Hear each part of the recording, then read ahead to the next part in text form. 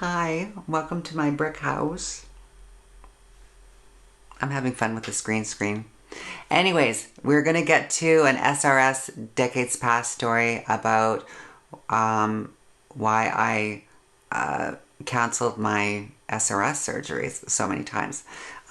So stick around and we'll get to that. For anybody that's new, my name is Marty, like I said, and I'm a woman of a teen, transgender, transsexual, whatever you want to call it, experience, however you understand it. Peace, namaste to you. And I will pop up a card right there that will lead you to one of my stories of my journey from 1977 to today. I'm 58 years old. Not today. It's like I turned it in January. It's like I'm 58 now. So it's a story about how I survived that long, because it was quite the experience to survive back then, especially when you had no support from your family and whatnot. So I hope that helps you. If you're having any trouble, I have suicide hotline numbers in all of my videos, the video description down below, and also for the Trevor Project. If you're having some trouble, please check them out. They have a 1-800 number, toll-free number, and they can find resources in your area. Sorry, my legs hurt. There we go. So yeah. So hi. And if you're new, or if you keep coming back to my channel and you haven't subscribed yet, if you keep coming back, 50% of the people that watch my stuff and come to my live streams haven't subscribed. Like, what's going on? Actually, those are pretty good odds. Those are pretty good odds in analytics. But yeah, please subscribe. It would really help me out. The more subscribers I get, the more bells and whistles I get to the channel and make it a better experience for everybody. So anyways, oh yeah, and for anybody that's new too, after you have subscribed, don't forget to like this video. Anybody that's watching this, like the video. Like this video, okay? And yeah, and comment down below. Comments. I want to hear your comments down below. Yeah, so I haven't done like a video for a while, because my gig lately has been Sunday at 5 p.m. Pacific. I do a live stream podcast, and now I've been doing one on Wednesday midweek, 12 p.m. Pacific time, with my friend Regina Canoe. She co-hosts with me, and we kick back and we share our experience, strength, and hope, and with each other, and just read some inspirational stuff that we've found throughout the week, and just have a few laughs. And the chat room's great, just like on Sunday, so check that out too. So anyways, yeah, it's like my journey has been so freaking long. It's just crazy when I think about what has happened. But my SRS journey, like I came out of the gates right away at like 15, 16, and like most of you know, that have watched my videos, it's like it was the whole deal when I was a kid was that you run away from the prairies, you move to Vancouver, you go to Davie Street, you find a transsexual woman that has gone through it, and you get the information from them. And that's what I did. And so I found out, you know, the doctors I had to go to, they suggested that I get my nose done first, and then the tatas, and then get down below, because the way that we had to survive, you know, the prettier you are, and the more that you could, the more you could, So anyways, that's what we did. And then we got our cash, and we went to the two psychiatrists and the psychologist, and one psychologist, to get our letters, and we went off to Toronto. So I went off to Toronto.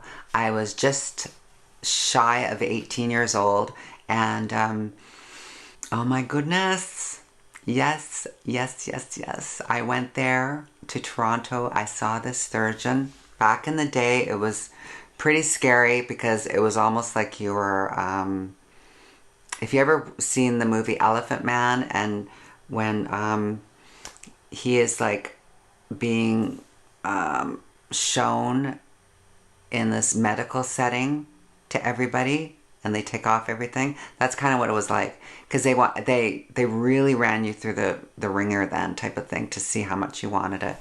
And it was at the Clark Institute of Psychiatry in Toronto. It was pretty over the top.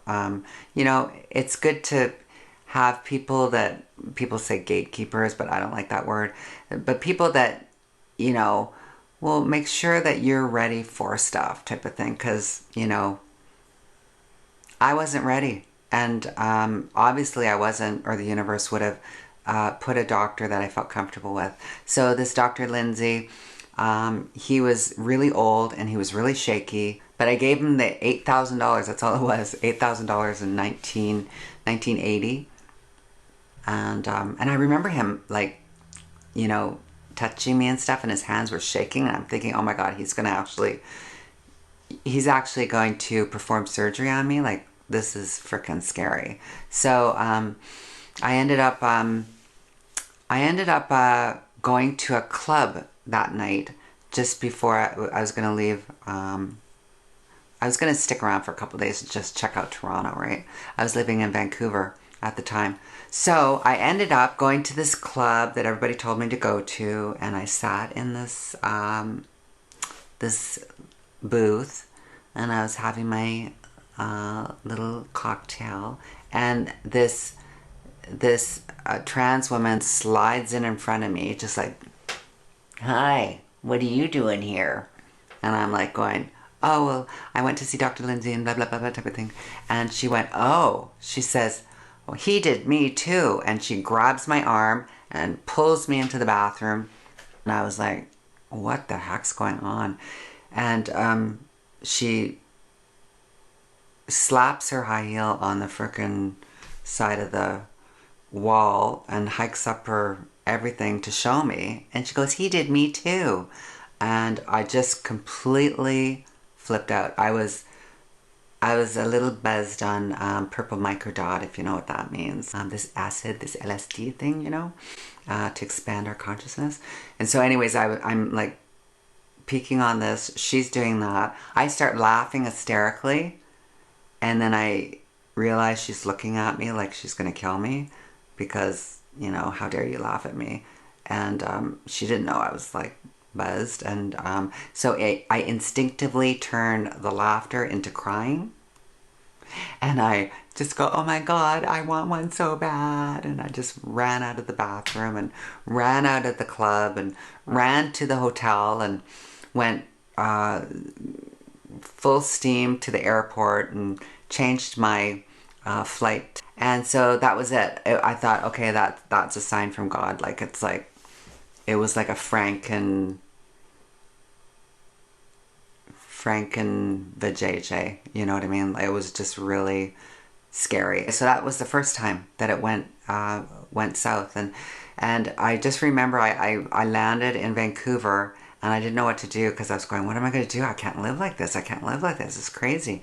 And I went over to my sister's house as soon as I landed, and she said, "Honey," she says, "you've always been my sister. Don't worry about it. Just put it on the back burner until they get better."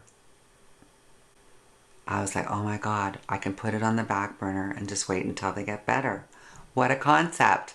I can just live my life, which was hard.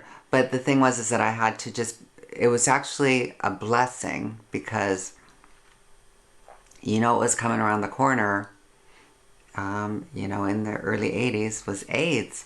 So because of my little secret that I was having, I was not active in the amorous department. You know, I did work as in, I had benefactors by that time, but it was all just sleight of hand stuff. Like, it's like I never really had to, you know, expose myself, you know what I mean? So yeah, so the first early 80s, I just faked it. And part of me was miserable because, again, it's like I could not enjoy like I saw other trans women that had gone through it. And I just didn't want to be with men that liked the panous, if you know what I mean. And it just never sat well with me. It just really freaked me out. Occasionally I'd meet somebody that was, you know, that would treat me the way that I wanted to be treated and type of thing. But I was so messed up from running away when I was a kid that I never knew how to have a relationship. So there were some wonderful men that I probably could have had relationships with, but I always like just blew it up before I could get too involved with it, because it was scary. It still is hard for me. God, my husband's a saint. We've been married for 5 years, and yeah, I feel like I'm just starting to trust the whole situation. But anyways, that was the first time. The second time was Dr. Biber in Colorado, and I know a lot of people love him too and stuff like that. So it was like 3 years later, and I was booked to go down, and a girlfriend went down before me, and I couldn't believe it. It's she calls me up. She had been home for like a couple weeks, and she's freaking out, and she says, "Oh my God!" She goes, her her clitoris fell off. That's what happens. You know, things don't work out sometimes, and it depends on who's doing.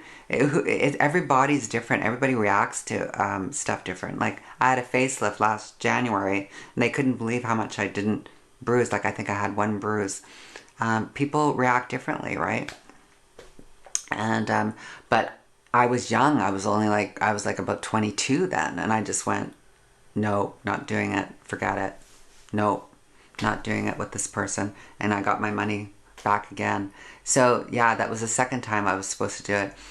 And then the third time, it was in Calgary. I had ended up back in Calgary, and I went to the university hospital there. And again, the experience just did not feel right. It just did not feel right. And I stuck with my gut, and I didn't do it. So why I'm saying all this is that, you know, 3 times I did not, that I pulled out of it, and I could have had it done. But it was getting to a point that I didn't care what the hell, just get rid of it type of thing. So I was getting to the point of that, and once it became so apparent that I might do something weird almost, you know, to myself, to you know, I was getting into depression and stuff like that, and I was even sober, clean and sober, for a couple years. Then all of a sudden, there was a gender clinic in Vancouver that I used to see the psychiatrist. You know, when I talked about the one psychiatrist note back when I was a kid, she now ran this huge gender clinic, Dr. Diane Watson, and she says that the BC, British Columbia, Canada government was paying for it now, and they were going to send me down to Dr. Meltzer in Portland. So that's what I did. I went down there. It was Valentine's Day at my surgery, and you know, I was really happy with it. It was a 2-stage surgery. I went back the next year to have the second stage, and I know there's a whole bunch of stuff about him right now and whatever, so just save it. Because I feel for anybody that has had surgery with any doctor that it went south or something went wrong. You know, it is a surgery with risks.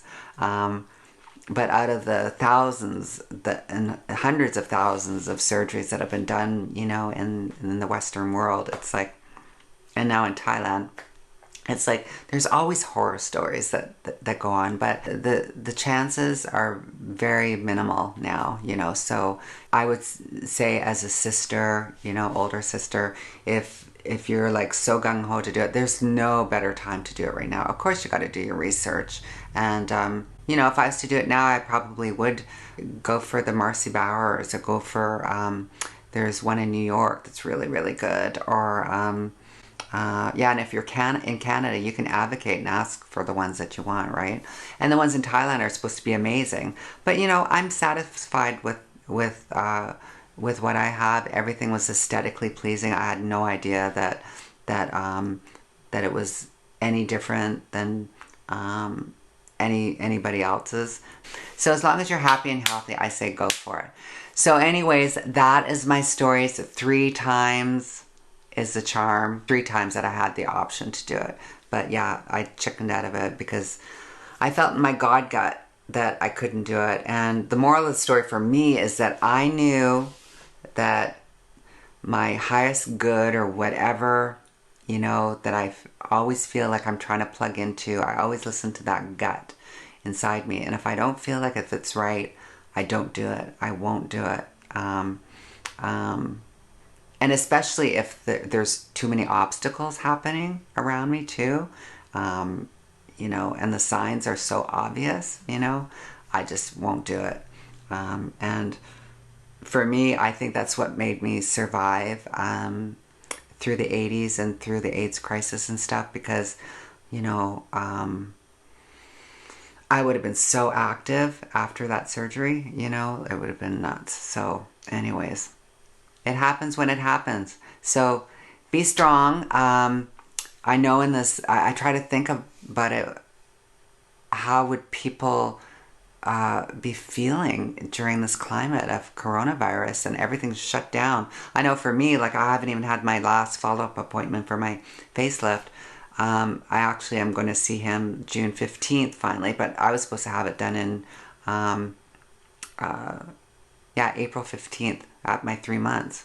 But they're just opening it up now a little bit to see,